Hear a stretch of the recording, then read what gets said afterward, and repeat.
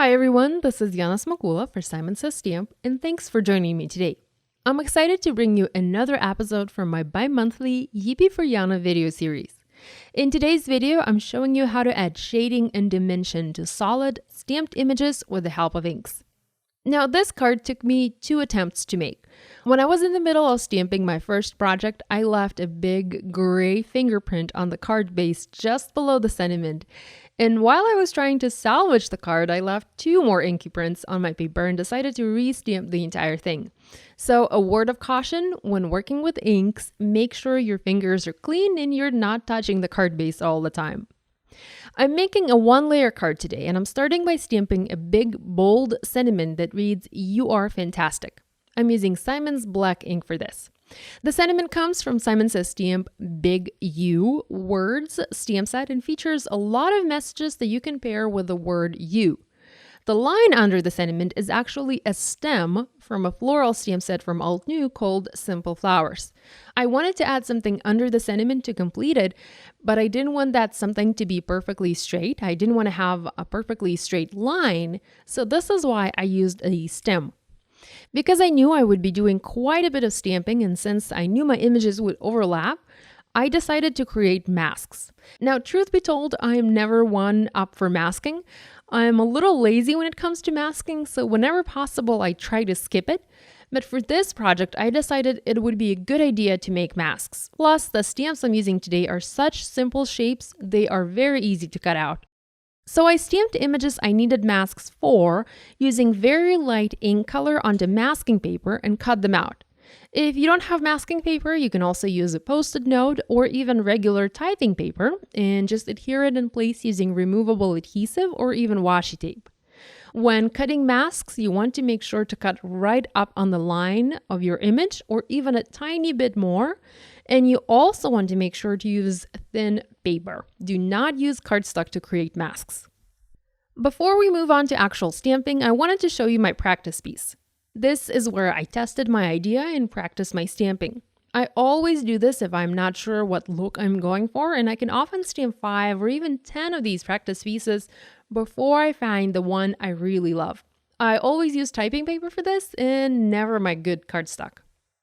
When it comes to stamping cards like this one, the color combo is also very important, and it's essential to pick a nice mix of colors for great results. Today I'm using yellow, orange, and gray color combo. For each color, I picked a lighter and a darker shade ink pad. So there's Duckling and Sunshine for my yellows, Apricot and Orange Slush for the orange, and 3 shades for the gray. There is Fog and Smoke, and also Smoke and Cobblestone. So let's go ahead and start stamping our flowers. The trick here is to stamp the same image multiple times, 2 or even 3 or maybe even 4 times in the same spot. And thus, using a stamp positioner is important to have great results. I'm inking up the first flower using light yellow shade and stamping it onto my card base placed inside the MISTI. The impression isn't perfect, that's okay, we're going to build on it to make it better. To add some depth to my flower, I'm going to darken the edges and will keep the center light. To do this, I'm using my dark yellow shade and inking up just the edges of the stamp. I'm holding my ink pad at an angle and just lightly tapping or swiping or brushing the ink pad up against the edges of the stamp. So I've inked up just the edges, and I'm going to close the door of my MISTI and stamp just the dark outline. It's a little bit too dark. The contrast between the flower center and the edges is a little bit too big. So to smooth that out, I'm going to ink up my stamp using light shade again. This will help the ink blend a little bit and will create a slightly smoother transition of color. And as the ink will absorb into the paper, it will smooth out even more. Let me show you this one more time, and I'll also show you another trick I like to use. I'm going to mask this flower and we'll stamp another one next to it. This time I'm using grays. So again, I inked up my stamp using light gray shade. This is Smoke in this case, and stamp the image.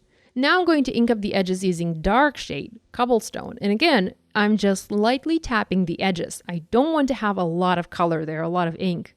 And before I go on to stamp this, I'm going to use my light shade ink pad again and will lightly tap the stamp to add a little bit of light ink and also to remove just a fraction of that darker ink and make the ink transition smoother. And there you go, a dark gray flower with an even darker edge that makes it look somewhat dimensional. I'm going to speed up the rest of the video to show you how I stamped other elements. So basically, I kept on stamping my images following the test piece pattern. I'm also using my masks and masking the pieces I have already stamped to avoid images overlapping. Now keep in mind, you can use this technique with many other floral stamp sets. The key here is using solid images. So here I stamped the large orange flower, and again, I used light ink shade first. Next, inked just the edges using dark shade and added one last layer using the light shade again to help the colors blend. I find this technique to be a simple and quick way to add a little bit of shading and dimension to flat images. Now that our stamping is done, comes the most fun part. I'm going to remove masks and will reveal the background, and I love this part the most. You never know what's waiting for you under the masks, and usually results are just fantastic. Now, some of my masks ended up being cut a little bit too big, so you can see some of the white gaps in between my images. You can leave that as is, or you can fix that using pencils. I used my Prismacolor pencils and just carefully filled the gaps with a single color that best matched my stamping. And as soon as that is done, no one will ever know I had any imperfections there.